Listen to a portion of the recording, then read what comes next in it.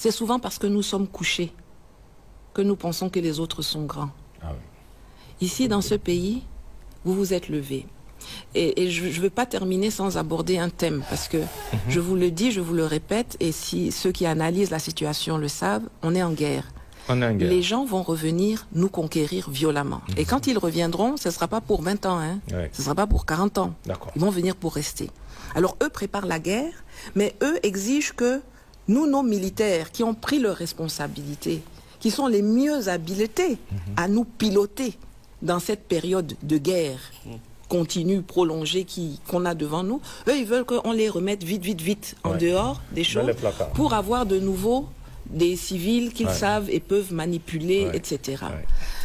Je ne pense pas que dans nos pays-là, il y ait des personnes plus habilitées que ces militaires-là. Dans les 3 pays. Dans les 3 pays. Parce que ce n'est pas le militaire en tant que tel. Parce qu'on a des militaires ailleurs, là, Oui, qui font partie du système. On l'a même vu au sein de l'AES. Damiba, c'était un militaire du système pour Burkina, empêcher. oui, voilà. Donc, mais ici, dans l'AES, en ce moment, on a des militaires patriotes qui sont allés au front, qui sont équipés mentalement. C'est-à-dire que quand on regarde la situation, on se dit, ceux d'en face, ils ont plus d'argent que nous.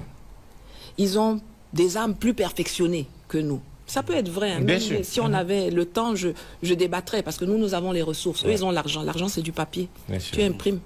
Mais nous, on a les ressources et costauds. Et donc, si on prend conscience qu'on est en position de force, on peut l'utiliser comme levier.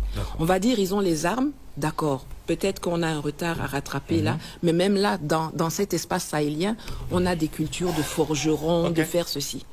Mais ce qu'ils n'ont pas plus que nous là, c'est la résilience. La résilience.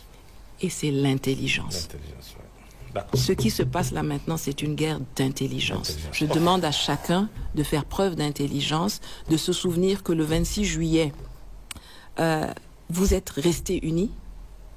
Et c'est pour ça que la refondation s'est faite. Plus tard, à la suite du 26 juillet, quand des sanctions vous ont été assénées matin, midi et soir, que des gens sont morts à cause des embargos iniques et illégaux, vous êtes restés unis. Là, et c'est ce qui a fait que vous êtes encore debout.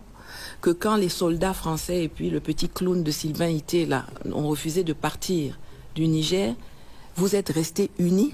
Ce sont les populations qui étaient là-bas, devant la base, qui matin se relayaient, matin, midi et soir, et vous avez gagné cette partie-là. Il y a d'autres combats. L'unité et la solidarité sont essentiels. Un peuple uni jamais ne sera vaincu. D'accord. Merci Nathalie. Merci.